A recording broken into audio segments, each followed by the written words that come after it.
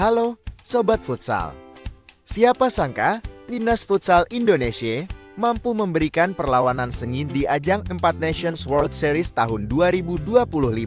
Timnas Indonesia membuktikan bahwa keberanian dan semangat juang bisa mengalahkan rintangan terbesar. Kita akan menyelami kisah luar biasa di balik perjuangan Garuda di 4 Nations World Series tahun 2025. Turnamen 4 Nations World Series tahun 2025 menghadirkan 4 tim tangguh: Argentina, Jepang, Arab Saudi, dan tentunya Timnas Futsal Indonesia. Di ajang bergengsi ini, Indonesia berhasil menorehkan sejarah dengan performa gemilang meski harus menghadapi rival-rival berat. Di klasemen akhir, Argentina menempati posisi puncak dengan 7 poin. Diikuti Indonesia yang meraih 6 poin dan akhirnya dinobatkan runner-up. Jepang di posisi ketiga dengan 4 poin. Sedangkan Arab Saudi harus puas sebagai tim juru kunci tanpa poin. Pertandingan vs Jepang, duel nostalgia kemenangan tipis 1-0. Pertandingan pembuka melawan Jepang menjadi momen yang sangat spesial.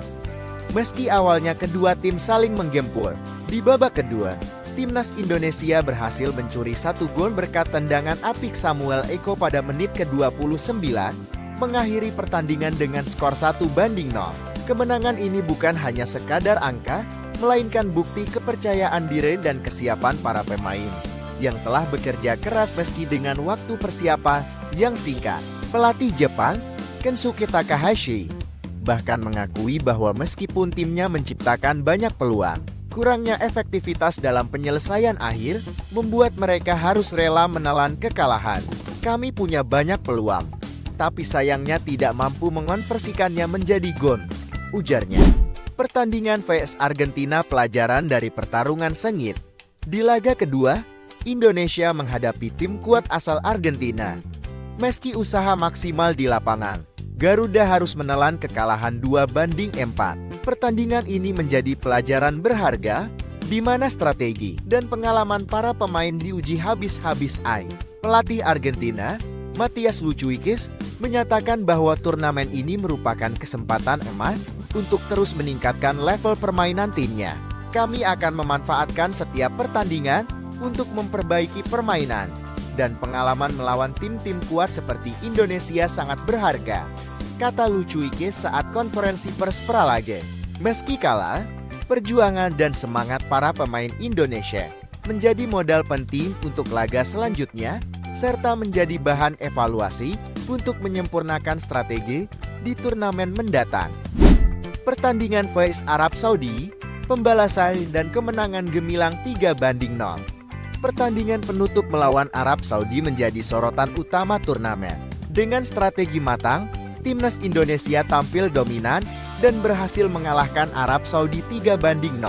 Di laga ini, Rio Pangstu tampil gemilang dengan mencetak 2 gol serta memberikan assist penting yang tidak hanya membawa keunggulan di babak pertama, tapi juga memastikan kemenangan telak di babak kedua.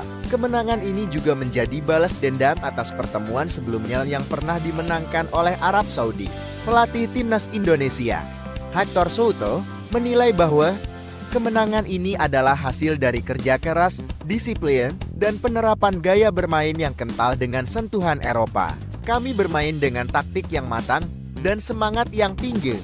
Kemenangan ini adalah kehormatan besar bagi para pemain dan pendukung kami, ujar Hector dengan bangga. Tak hanya itu, turnamen ini juga menyuguhkan tanggapan menarik dari para pelatih peserta. Hector Souto Indonesia, ini adalah kehormatan besar bisa berpartisipasi di turnamen bergengsi ini. Kami hanya punya waktu persiapan yang terbatas, namun para pemain menunjukkan dedikasi dan semangat. Kensuke Takahashi Jepang, walaupun kami telah menciptakan banyak peluang, kami harus belajar dari ketidakmampuan menyelesaikan peluang tersebut. Pertandingan ini adalah motivasi bagi tim kami untuk Matias Luchuikis Argentina. Turnamen ini menjadi kesempatan untuk meningkatkan level dan pengalaman kami. Setiap pertandingan adalah pelajaran dan kami berkomitmen untuk terus berkembang di kancah futsal dunia. Andreu Plaza Arab Saudi meski tidak mencatatkan poin, mereka menekankan pentingnya belajar dari kekalahan dan memperbaiki strategi di pertandingan berikutnya. Dengan hasil akhir yang tak kalah menawang, Timnas Futsal Indonesia telah menunjukkan bahwa keberanian dan kerja keras dapat membawa warna baru di kancah futsal internasional.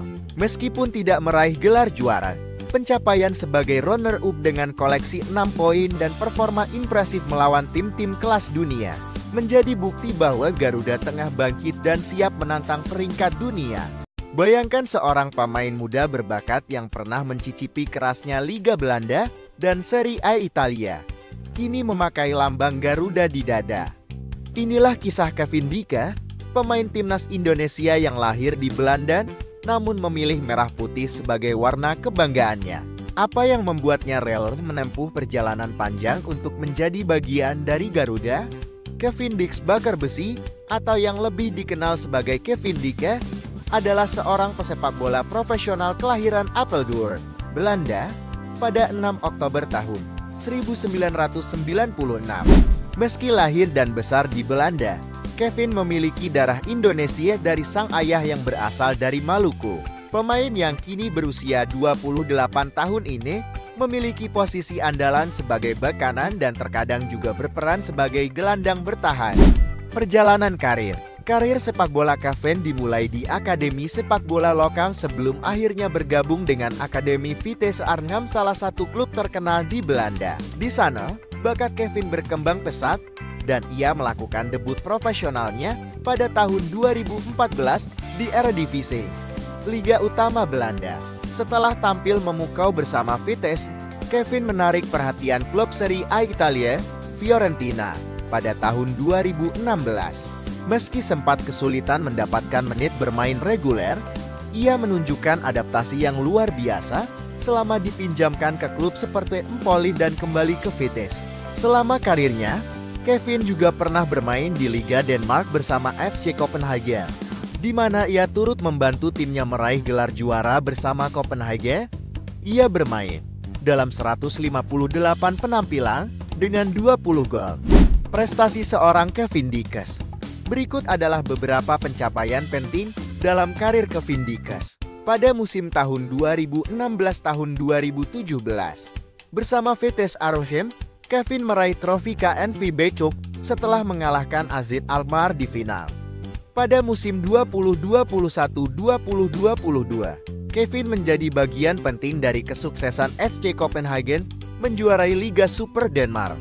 Dan di musim kompetisi yang sama, Kevin juga membantu timnya memenangkan gelar domestik Piala Denmark bersama FC Copenhagen. Proses naturalisasi Kevin Dika.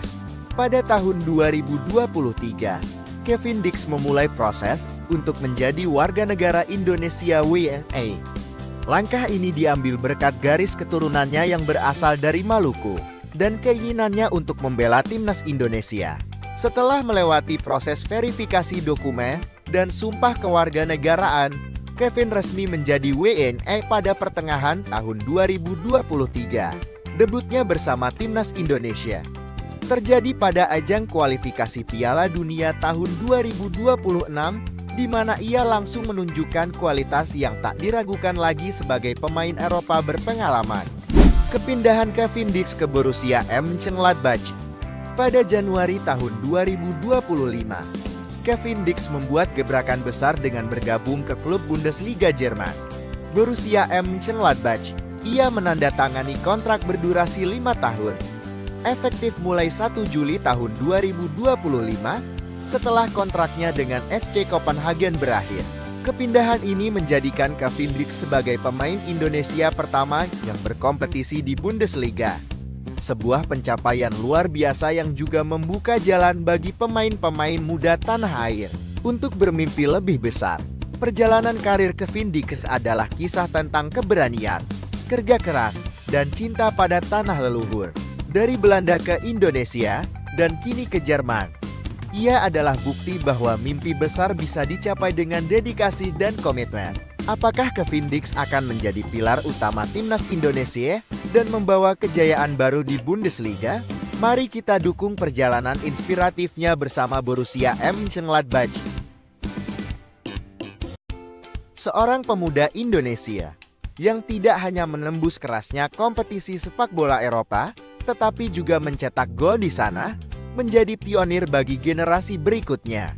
Inilah kisah Kurniawan Dwi Yulianto, legenda sepak bola Indonesia yang kini ditunjuk sebagai asisten pelatih Timnas Indonesia U20. Awal karir dan petualangan di Eropa. Lahir di Magelang pada 13 Juli tahun 1976, Kurniawan menunjukkan bakat sepak bola sejak usia dini.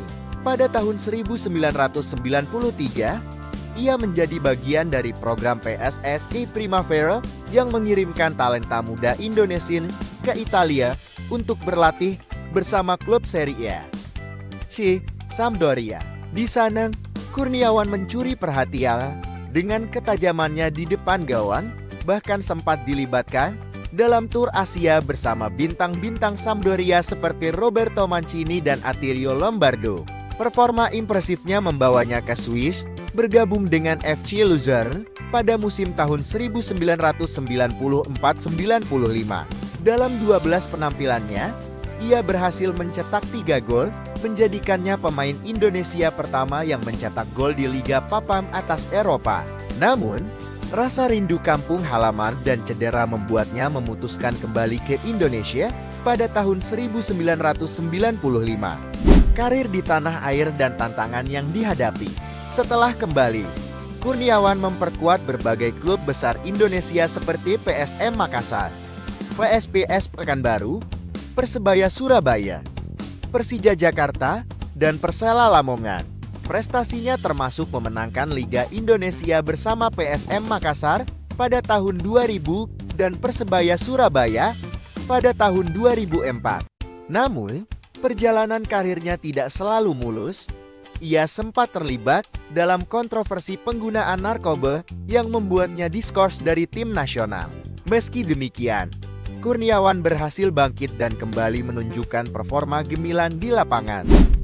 Karir internasional dan prestasi. Di level internasional, Kurniawan menjadi andalan Timnas Indonesia dengan mencatatkan 33 gol dari 59 penampilan, menjadikannya salah satu pencetak gol terbanyak dalam sejarah Timnas. Ia berpartisipasi dalam berbagai turnamen seperti Piala AFF dan SEA Games, memberikan kontribusi signifikan bagi prestasi Indonesia di kancah Asia Tenggara. Transisi ke dunia kepelatihan. Setelah gantung sepatu, Kurniawan tidak meninggalkan dunia sepak bola. Ia memulai karir kepelatihannya sebagai asisten pelatih Timnas Indonesia pada tahun 2018 dan Timnas U23 pada tahun 2019. Pada tahun 2020, ia dipercaya menjadi pelatih kepala Sabah FC di Malaysia. Pengalaman internasionalnya bertambah ketika ia ditunjuk sebagai asisten pelatih di klub Italian Como tahun 1907. Penunjukan sebagai asisten pelatih Timnas Indonesia U20. Kini, dengan segudang pengalaman sebagai pemain dan pelatih, Kurniawan Dwi Yulianto resmi ditunjuk sebagai asisten pelatih Timnas Indonesia U20. Penunjukan ini diharapkan dapat membawa angin segar bagi perkembangan talenta muda Indonesia, mengingat pengalaman dan dedikasinya dalam dunia sepak bola. Pada 1 Februari tahun 2025, PSSI secara resmi menunjuk Kurniawan Dwi Yulianto sebagai asisten pelatih Timnas Indonesia U20 dengan fokus khusus sebagai pelatih penyerang. Dalam peran barunya ini, Kurniawan akan bekerja sama dengan pelatih kepala Indra Syafri untuk mempersiapkan tim menghadapi Piala Asia U20 tahun 2025 yang akan berlangsung di Tiongkok pada 12-30 Maret tahun 2025. Penunjukan ini diumumkan melalui akun Instagram resmi Timnas Indonesia dengan pesan "Welcome home Kurniawan Dwi Yulianto". Pelatih Kurniawan bergabung bersama pelatih Indra Syafri di Timnas Indonesia U20 sebagai pelatih penyerang. Kurniawan, yang sebelumnya menjabat sebagai asisten pelatih di klub Italian Como tahun 1907, diharapkan dapat meningkatkan performa lini serang Timnas U20 dengan pengalaman dan keahliannya. Kehadirannya diharapkan membawa dampak positif bagi para penyerang muda Indonesia dalam menghadapi kompetisi mendatang. Perjalanan Kurniawan Dwi Yulianto adalah bukti nyata bahwa dengan tekad dan kerja keras, seorang anak bangsa dapat menembus batas dan meraih prestasi di kancah internasional. Kini, sebagai asisten pelatih Timnas U20, ia siap membagikan ilmu dan pengalamannya untuk memajukan sepak bola Indonesia ke level yang lebih tinggi. Atmosfer yang membara di Stadion Gelora Delta Sidoarjo, di mana ribuan pendukung setia menyanyikan yel-yel, memberikan semangat tak henti-hentinya untuk Timnas U20 Indonesia. Mandiri U20 Challenge Series tahun 2025 menjadi panggung bagi para pahlawan muda Garuda untuk menunjukkan kemampuan mereka melawan tim-tim tanggung dari Asia. Pertandingan pertama Indonesia vs Yordania 24 Januari tahun 2025. Pada laga pembuka, Timnas U20 Indonesia menghadapi Yordania. Sejak peluit awal, Yordania langsung menekan dan berhasil mencetak gol cepat pada menit ketiga melalui sundulan Ibrahim Mohamad, memanfaatkan umpan dari Mahmud Muhammad Ali. Situasi sempat menguntungkan bagi Indonesia ketika pada menit ke-17, kiper Yordania, Salameh Alou, menerima kartu merah setelah melanggar keras Ragil di depan kotak penalti, memaksa Yordania bermain dengan 10 pemain. Kesempatan emas datang pada menit ke-22 saat Indonesia mendapatkan penalti setelah Jehan Pahlavi dilanggar di kotak terlarang.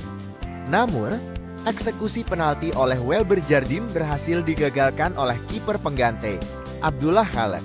Meskipun memiliki keunggulan jumlah pemain dan beberapa peluang, Indonesia gagal memanfaatkan situasi tersebut hingga akhir pertandingan yang berakhir dengan kekalahan 0-1.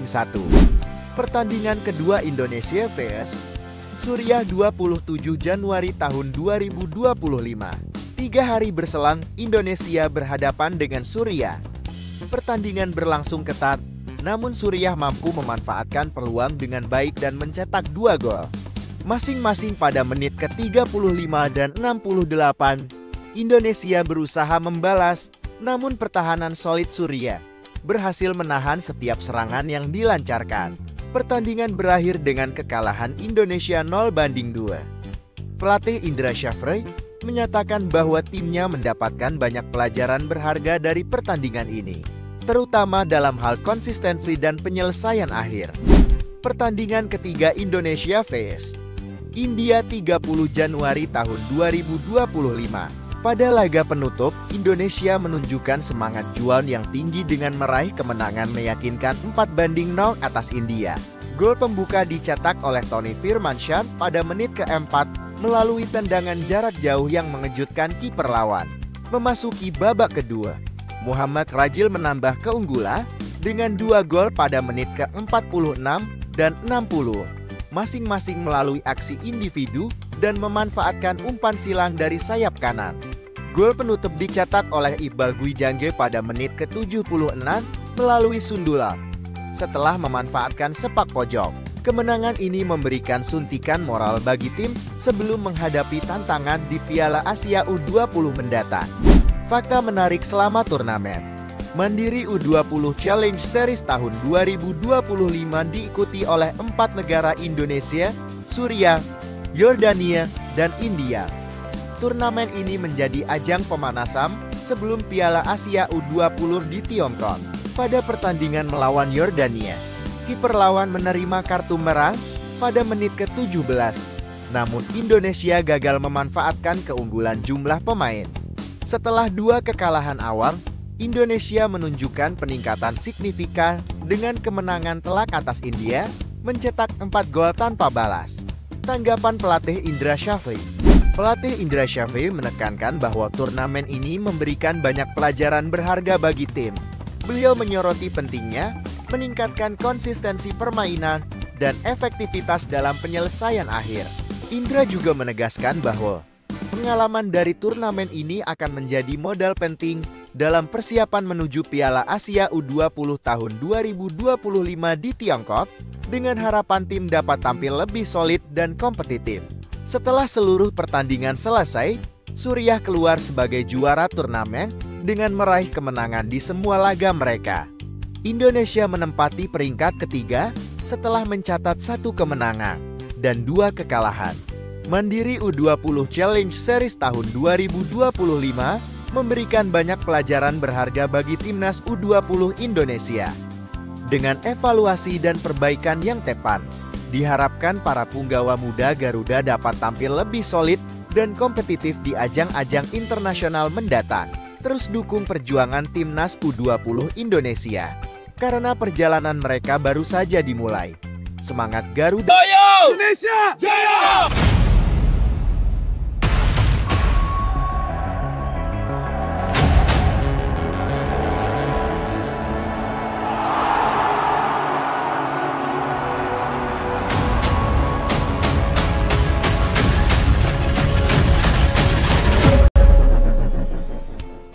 Jersey tandang yang bukan hanya keren, tapi juga penuh makna. Mari bongkar rahasia desain revolusioner jersey putih terbaru Timnas Indonesia tahun 2025 menuju Piala Dunia. Hari ini, kita akan menyelami lebih dalam tentang jersey tandang terbaru Timnas Indonesia yang dirancang oleh Expo. Jersey yang didominasi warna putih ini tidak hanya tampil modern dan elegan, tetapi juga memiliki cerita dan filosofi yang mendalam. Di tengah dinamika sepak bola internasional, Expo kembali menunjukkan inovasinya dengan merilis jersey tandang terbaru untuk skuad Garuda, mengusung tema mode. Jersey ini telah melalui proses riset dan desain yang mendalam. Produsen aparel ini memilih warna putih sebagai warna dasar karena melambangkan kesucian, harapan, dan semangat baru. Tak hanya itu, proses desainnya juga melibatkan sentuhan estetika khas Indonesia. Mulai dari inspirasi motif relief burung Garuda hingga bunga Edelweiss yang menggambarkan keindahan alam dan kekuatan. Yuk, kita kupas satu persatu detail dari jersey tandang ini. Warna dasar putih.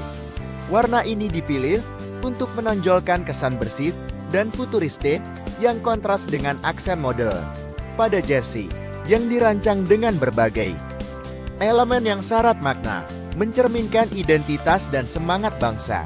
Kerah V-neck berwarna hitam dengan aksen garis putih. Desain kerah ini memberikan sentuhan elegan dan dinamis, membuat tampilan pemain semakin profesional. Motif di pundak dan lengan. Di bagian pundak hingga lengan, terdapat motif berwarna abu-abu yang menyerupai relief burung Garuda dan bunga Edelweiss. Motif ini bukan hanya sekadar hiasan, tapi juga simbol kekuatan dan keindahan yang melekat pada identitas bangsa. Emblem Garuda berdesain perisai hitam. Emblem yang menjadi ikon kebanggaan Indonesia ini ditampilkan dengan desain yang lebih modern dan mencolok, mempertegas identitas tim nasional di setiap laga tandang. Celana dominan putih dengan aksen hitam. Tidak hanya pada atasan, celana juga dirancang dengan detail serasi yang menambah kesan kesatuan pada keseluruhan seragam. Setiap elemen dalam jersey ini memiliki makna mendalam. Warna putih tidak hanya melambangkan kesucian, tetapi juga menunjukkan niat baru dan kesiapan menghadapi tantangan di kancah internasional. Motif burung Garuda dan bunga Edelweiss menggambarkan semangat juang dan keindahan alam Indonesia, menginspirasi para pemain untuk bermain dengan hati dan integritas. Emblem Garuda yang tampil lebih modern, seolah berkata, kita adalah bangsa yang bangga dan setiap langkah kita di lapangan adalah cerminan dari kekuatan dan persatuan bangsa. Dampak dan reaksi publik. Setelah peluncuran jersey ini, antusiasme publik pun meledak. Banyak fans menyatakan bahwa desain jersey ini sudah membakar semangat mereka untuk mendukung timnas Indonesia. Para pemain juga terlihat semakin percaya diri dengan tampilan baru ini, siap untuk menghadapi pertandingan penting di kancah internasional, seperti laga tandang di Sydney melawan Australia dan pertandingan selanjutnya di Jakarta melawan Bahrain.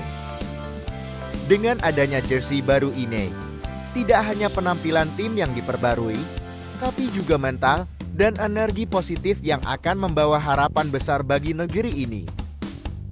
Desain yang modern dan penuh simbolisme diharapkan dapat meningkatkan performa para pemain, memberikan mereka kepercayaan diri ekstra untuk menaklukkan lawan, Apakah jersey putih ini akan menjadi kunci kemenangan di kualifikasi Piala Dunia tahun 2026 zona Asia? Hanya waktu yang bisa menjawab, namun semangat dan energi positif sudah jelas terpancar dari seragam ini. Jadi, itulah ulasan mendalam tentang jersey tandang Timnas Indonesia terbaru tahun 2025. Dari desain yang elegan hingga filosofi penuh makna, jersey ini tidak hanya menjadi simbol persatuan bangsa, tetapi juga sumber inspirasi bagi setiap pecinta sepak bola. Bagaimana menurut kalian? Apakah desain dan detailnya sudah memompa semangatmu untuk mendukung Garuda di setiap laga? Tulis pendapat kalian di kolom komentar. Jangan lupa like, share, dan subscribe untuk mendapatkan update terbaru seputar dunia sepak bola. Sampai jumpa di video selanjutnya, dan mari bersama kita dukung Timnas Indonesia untuk menorehkan sejarah baru.